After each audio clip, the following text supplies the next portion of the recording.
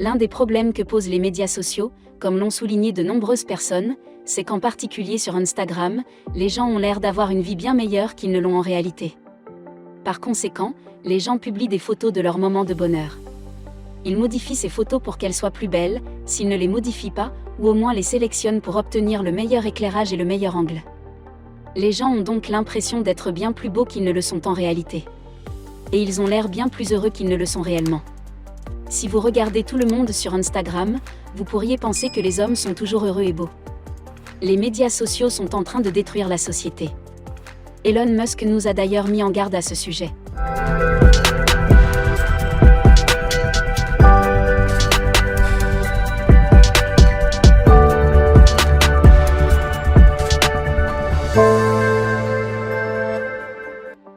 Ces plateformes étaient censées rapprocher les gens, mais aujourd'hui elles les déchirent et provoquent un effondrement de notre société.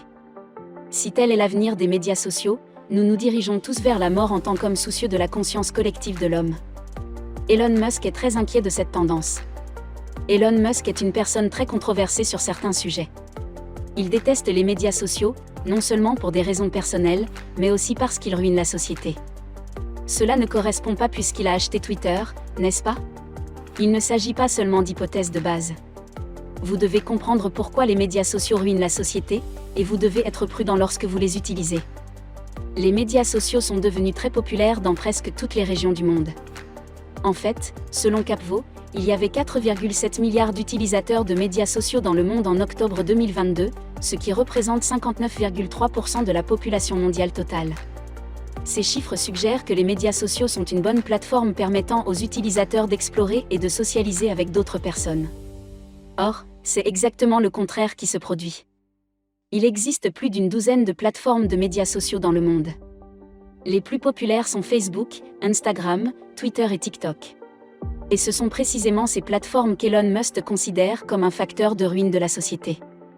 Quelle que soit la plateforme qu'il a choisie pour partager ses opinions, il ne cache pas qu'il déteste les médias sociaux.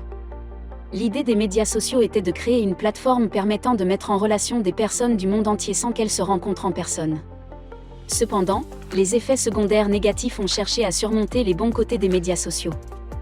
Dans un épisode du podcast The Joe Rogan Experience, Elon Musk a expliqué comment, selon lui, Instagram ruine la société. Selon Help Guide. Org, la fausse réalité est créée par les gens sur les médias sociaux, et pas seulement Instagram entraîne un risque accru de dépression, d'anxiété, de solitude, d'automutilation et même de pensées suicidaires. Il y a eu plusieurs situations où les gens sont sortis pour confirmer que ces effets secondaires sont réels, et pas seulement quelques statistiques. Destiny est un exemple de ces personnes. Après avoir utilisé Instagram à partir de l'âge de 13 ans, il a été confirmé qu'elle souffrait d'anxiété à l'âge de 22 ans. Et elle n'est qu'un exemple parmi tant d'autres. Les leaders des médias sociaux ont accumulé plus de pouvoir qu'ils n'auraient pu l'imaginer. Leur base d'utilisateurs n'a rien à envier à celle des plus grands pays du monde. Ces PDG, comme tous les dirigeants de communautés, sont chargés de gouverner les membres de leur communauté. Malheureusement pour les communautés, les PDG n'ont pas rempli leur mission. Les discours haineux sont de plus en plus fréquents sur les réseaux sociaux. Plutôt que d'accepter leurs responsabilités, les dirigeants défendent le discours haineux comme étant libre en affirmant que leur plateforme ne crée pas de médias, mais les diffuse simplement. Ils ne tiennent pas compte du fait que les messages et les tweets sur Facebook sont fréquemment utilisés pour diffuser des informations. Les médias sociaux détruisent également la société en protégeant de manière injustifiée les discours haineux. Des plateformes comme Facebook n'ont pas réussi à limiter la quantité de discours haineux sur la plateforme. En 2022. Une fois de plus, la plateforme n'a pas réussi à détecter un discours de haine violent dans une publicité de Global Witness et Foxglove. Les messages haineux se concentraient principalement sur l'Éthiopie, où des documents internes obtenus par le lanceur d'alerte Francis Aligan ont révélé que la modération inefficace de Facebook attisait la violence ethnique, comme elle l'a déclaré dans son témoignage devant le Congrès en 2021. En mars, Global Witness a effectué un test similaire avec des discours haineux en Myanmar, que Facebook n'a pas non plus détecté. Ces cas peuvent provoquer des attaques graves conduisant à des actions violentes. Mais si la liberté d'expression est une menace pour la société, il devrait également y avoir une plateforme permettant aux gens de partager leur point de vue sur certaines choses sans être ridiculisés.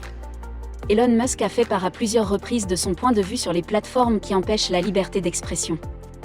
Lors d'une interview avec Chris Anderson, directeur de TED, Elon a expliqué pourquoi Twitter, en tant que plateforme, n'a pas réussi à promouvoir la liberté d'expression. Il a déclaré « Je pense qu'il est très important que Portland soit une arène inclusive pour la liberté d'expression. Twitter est devenu une sorte de place publique de facto. Les gens doivent avoir à la fois la réalité et la perception qu'ils peuvent s'exprimer librement dans les limites de la loi. En l'absence de cette possibilité, les gens sont limités dans ce qu'ils peuvent partager sur leurs plateformes de médias sociaux, ce qui rend impossible l'expression libre de leurs préoccupations sur des questions urgentes. » Après avoir examiné des documents, l'équipe du Wall Street Journal a révélé dans un article qu'un utilisateur de Facebook sur 8 fait état d'une utilisation compulsive des médias sociaux qui affecte son sommeil, son travail, ses relations et son rôle de parent.